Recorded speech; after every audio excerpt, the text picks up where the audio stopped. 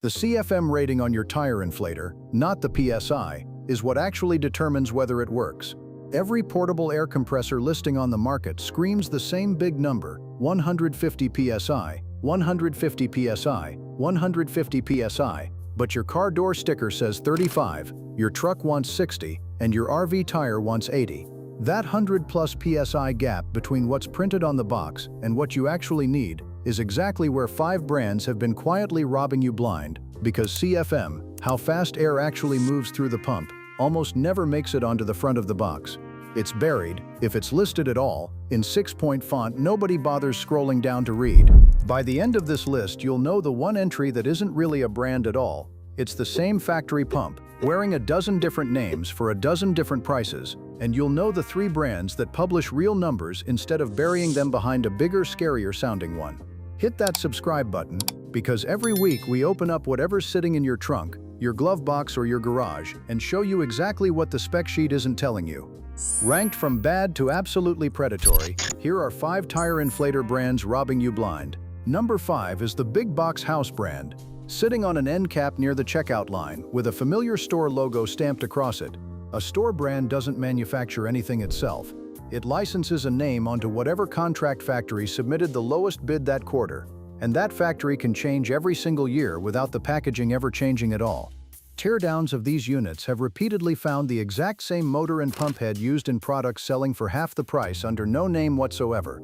Check the CFM rating in the fine print before you buy, not the PSI number on the front, and if the listing won't tell you the CFM, that silence is the answer. It's probably sitting in the trunk of the car parked closest to you right now. Number 4 is the heavy-duty digital display brand that buries duty cycle in a spec table nobody ever scrolls to.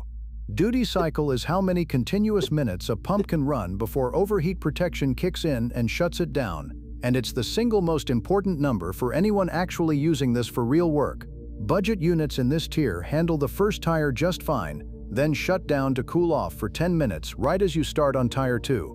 Look for a duty cycle listed in continuous minutes, not just a peak PSI claim, and treat any listing that won't publish one as a pump that already knows it can't survive the question. Number 3 is the viral, colorful, gadget-shaped brand chasing unboxing videos instead of engineering, and its real problem isn't speed, it's accuracy. Side-by-side testing against a calibrated shop gauge has caught units in this tier drifting several PSI off true, and that drift gets worse as the internal pressure sensor ages and takes on more heat cycles.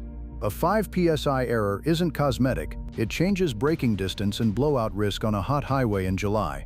Carry a cheap analog pencil gauge and spot check your inflator against it every few months, because 50 cents of steel stays honest a lot longer than a sensor built to hit a price point. Number 2 is the brand built entirely around one huge advertised number, 250 PSI, plastered across every thumbnail, every box, every ad. That's a sealed system lab peak, not a real-world fill rate for anything you'll ever inflate, and no consumer tire on the road needs anywhere near it. Comparison testing across this exact tier keeps finding the same inverse pattern. The bigger the peak PSI claim on the box, the weaker the real CFM underneath it.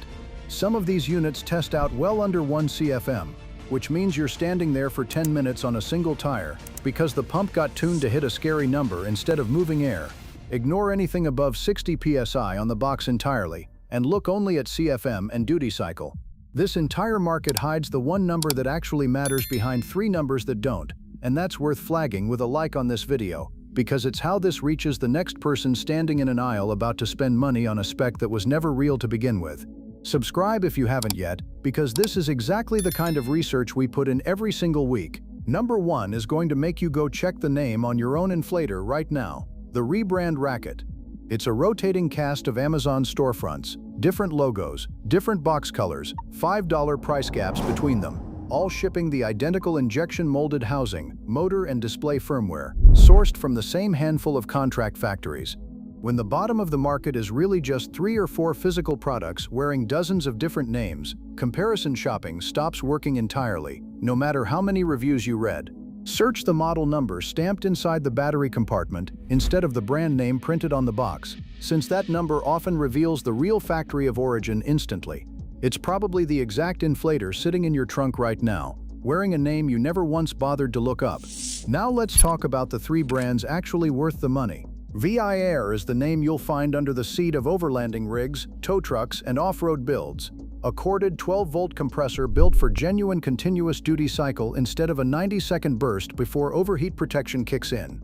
It airs up a full set of 33-inch off-road tires back to street pressure without stopping to cool down in the middle of the job, the exact failure point that kills every unit on the avoid list above. Real CFM and duty cycle numbers show up right on the spec sheet because VIR's buyer base already knows to ask for them. Jaco SmartPro is built on gauge accuracy, the exact problem that put brand number 3 on the avoid list. Its sensor holds calibration in the same ballpark as ANSI Grade 1A, the tolerance auto shops calibrate to, instead of drifting after a single season riding around in your trunk, and its auto shutoff stops precisely at the PSI you actually set. You're never left carrying a second gauge just to double-check the first one. Fanttik X8 Apex is the newest name on this list, and it earns its spot by refusing to play the peak PSI game at all. The listing leads with real CFM and a cordless battery-powered duty cycle that's been independently verified across multiple tires without triggering overheat protection in between. It's proof that a brand can still win this category in 2026 by publishing the one number that actually matters instead of the one number that just sells. If you made it this far, you now know something most people standing in that auto parts aisle don't. The box shouting the loudest is usually the one to put back on the shelf. These 5 brands aren't robbing you with one bad part. They're robbing you by hiding CFM, the single spec that decides whether the thing you bought actually works the day you need it to. If this changed how you're going to read a tire inflator listing, hit the like button.